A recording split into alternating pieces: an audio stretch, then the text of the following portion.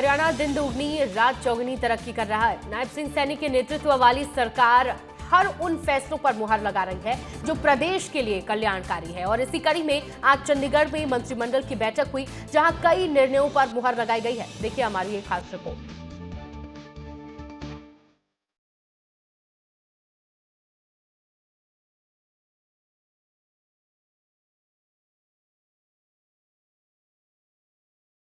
चंडीगढ़ में हरियाणा के मुख्यमंत्री नायब सिंह सैनी की अध्यक्षता में मंत्रिमंडल की बैठक हुई, जहां 6 जिलों के 17 गांव को तहसील और सब तहसील में बदलने के प्रस्ताव को मंजूरी दी गई।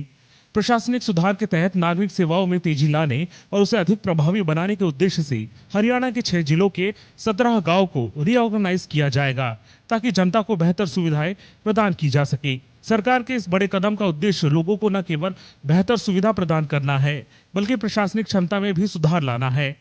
इससे सुशासन के स्तर पर बेहतर तालमेल के साथ सेवाओं की डिलीवरी भी सुनिश्चित होगी। नारनौल, रेवाड़ी, यमुनानगर, फरीदाबाद, सिरसा और झज्जर जिलों के उपायुक्तों ने रिपोर्ट भेजी थी, जहां भौगोलिक दूरी और प्रशासनिक सुविधाओं को देखते हुए मनेंद्रगढ़ जिले के एक गांव, रेवाड़ी का एक गांव, यमुनानगर के 3 गांव, फरीदाबाद के कुछ इलाके, सिरसा के 9 गांव और झज्जर के 3 गांव को बदलने की सिफारिश की गई है।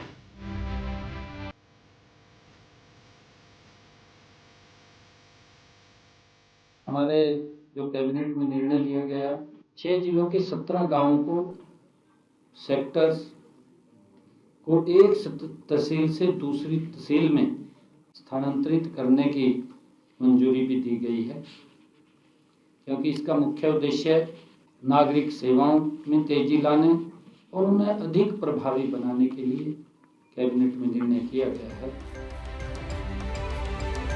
हरियाणा सरकार युवाओं के हित को लेकर काफी कारगर साबित हो रही है।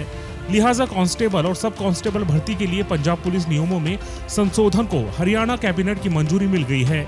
इसके तहत एनसीसी प्रमाण पत्र धारकों को अतिरिक्त वेटेज मिलने वाला है।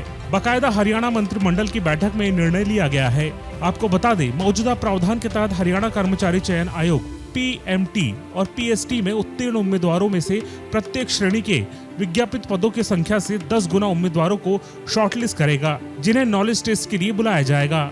नॉलेज टेस्ट में 97% वेटेज होगा और यह वस्तुनिष्ठ बहुविकल्पीय प्रश्नों पर आधारित होगा, जिसमें हर प्रश्न समान अंक के होंगे। अब हरियाणा कर्मचारी चयन आयोग शारीरिक मापन परीक्षण में उत्तीर्ण उम्मीदवारों में से प्रत्येक श्रेणी के विज्ञापित पदों की संख्या से 10 गुना उम्मीदवारों को शॉर्ट लिस्ट करेगा, जिन्हें नॉलेज टेस्ट के लिए बुलाया जाएगा।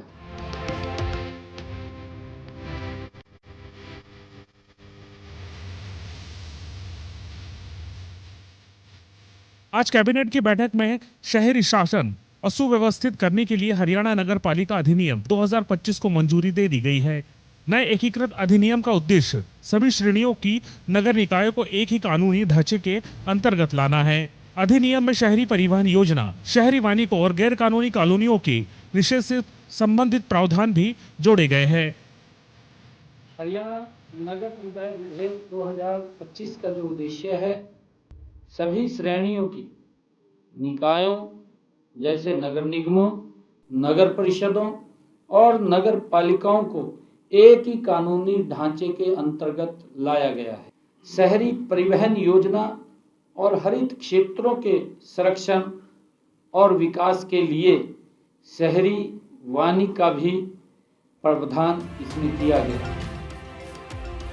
हरियाणा सरकार गैर कानूनी माइनिंग को रोकने के लिए खनन विभाग को मजबूत कर रही है। लिहाजा रैशनलाइजेशन कमीशन की सिफारिश पर हरियाणा कैबिनेट ने खनन विभाग में स्वीकृत पदों की संख्या 632 से बढ़ाकर की 890 कर दी गई है।